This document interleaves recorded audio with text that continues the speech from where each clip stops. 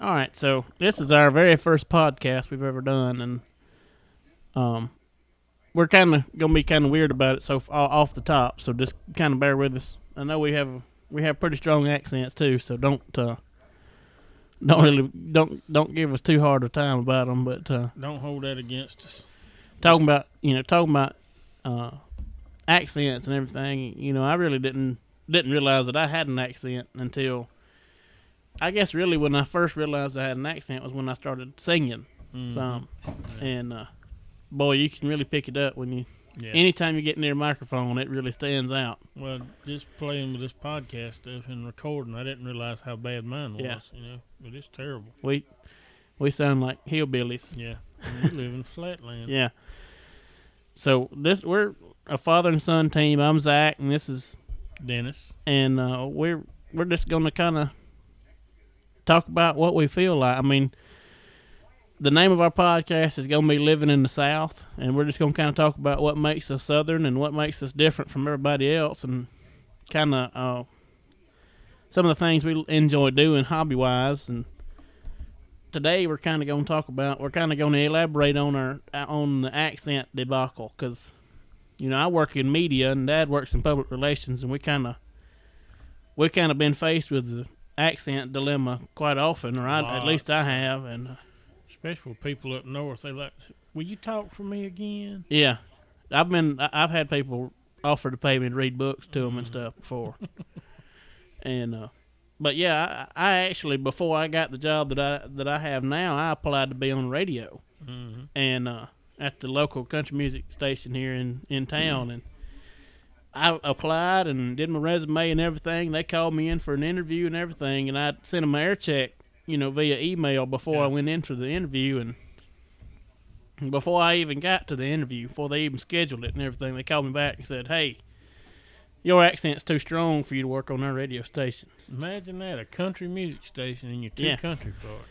That was just mind-boggling to me. So now every time I tell somebody about that, it really did. They love that. So, but that could have solved our whole country music dilemma right now. Had a country guy in a country station. Yeah, I always figured, everybody else that I hear that don't talk like I do, I always figured they had the accent. I don't ever really figure I have an accent because I sound like everybody that I hear. Yeah.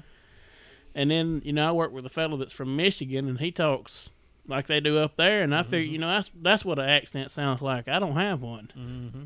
And, well, it was a very unique experience to be told by a country music station, not that I couldn't work for them because of my accent. Yeah. It was very strange to me. You're too country to work in country music. Apparently, they're telling a lot of these musicians nowadays the same thing. Yeah, for sure. A lot of this country music nowadays really don't classify as country music for me. Yeah, me either, really. It's all pop music now. I mean, you got a few good artists still out there doing country, but a lot of them now is more pop, rock. Yeah. Even a little rap mixed in with some of it. Yeah. Now, I like some of the country rap, but it's very obscure stuff that I like. But my main stuff is like Luke Combs and Chris Stapleton and that kind of stuff because they sound like I do. Yeah. I mean, they sound country. Mm-hmm. You get into the other stuff, and it sounds like stuff you'd hear on pop music now. And and it's nothing to do with where you're from. It's just how you sing. Right. Yeah, I don't care for a lot of it anymore. Me either, but to be told by a country music radio station that you have too much of an accent, and then I flip it on the way to work, and they sound like me. Yeah. Surely there was something else in there. Maybe I didn't wear my britches tight enough for them or whatever, but I don't know. Yeah, I digress, but. Let bygones be bygones. Yeah, we'll move on to do our own now. gig. I am very happy where I'm at right now. But that was a very interesting scenario for me to be told by, Yeah, country music station telling you just too country. Yeah. That's very odd. Yeah. But we're going to try the podcasting thing just because I haven't, I've always been interested in being on the radio, and that's something I've always wanted to try. And I grew up listening to Rick and Bubba, and up until recently, we had it on the radio every morning, and that was always something that I wanted to do. Sit around and talk with a bunch of buddies about whatever you want to talk about and act like idiots. And yeah. And me and Daddy's always been pretty famous for acting like idiots together. So we pretty good at that. Yeah. Yes, we are. We have our master's degree in idiocracy. But we got a Rolodex full of stories, and most of them are gutbusters when it comes to some of the funny stuff we've been through. Yeah. So that's kind of what we're going to be sharing and talking about, some of the interest we have. Because, me and Daddy both like to metal detect, and Dad's a old washed-up arrowhead hunter, and we're trying to get back into that. And we love to fish, hunt, shoot guns at anything, and love hot rod cars, and just about anything else. So we're gonna that's kind of what we're gonna incorporate in there. I mean, between Dad and I, we've got friends that do everything from owning drag race cars to being former gynecologists that's chomping at the bit to be on this. So that'll be an interesting That will podcast. be an interesting episode. We'll have to put a disclaimer on the front of that one, I'm sure. But we may not have many guests, and then again we may have one every week. It just depends on how it picks up. But this is kind of going to be our new gig. We tried the YouTubing thing before, and we just really didn't have enough motivation behind it. But this we just kind of get to sit around and talk. So that's going to be a different experience. YouTubing, it's hard to film video and talk and right.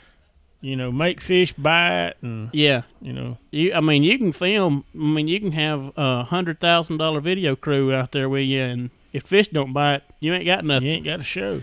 So. You just out there talking about putting lures in the water. Yeah. How to tie a knot. Yeah, that's what we did. How to get a bird nest out. Yeah, that's what we did. We talked about how to tie a Palomar knot, and I'm proud of what we did with what we had, but yeah. This setup here is going to be a lot nicer. I'm thinking, and even we got a studio even, so that's going to be nice. Well, I guess you could call it a studio. Yeah. Well, it's going to be a studio. Studio enough for me. Yeah. Hey, it's got carpet on the floor. Yeah.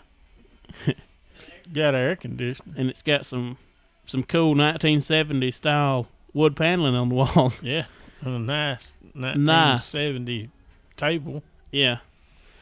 It's going to be an interesting experience for both of us for sure, and I hope it's received well by the. What are you doing over there? I'm looking through my spit cover, and it's kind of neat, kind of psychedelic looking. I wish we had video now. That would be gold right there.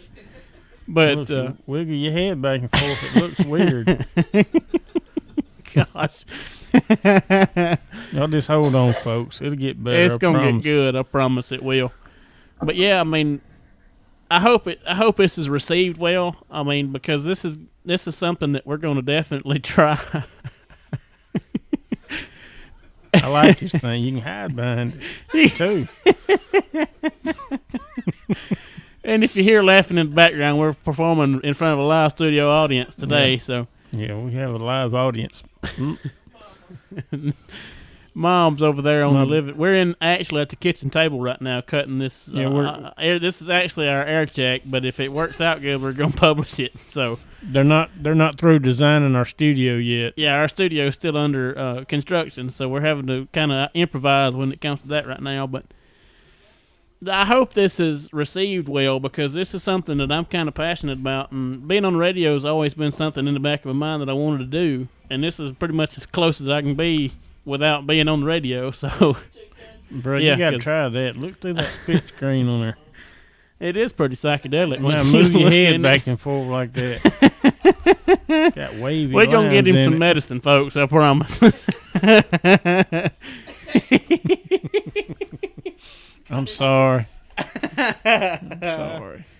Oh my gosh! But yeah, I hope that every episode has something funny in it like that, because I think that'd be very well received. But if we ever get talking about some of our rides in the woods, it'll be over. Lord, have mercy.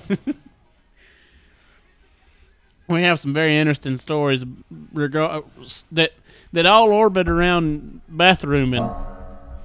Yeah.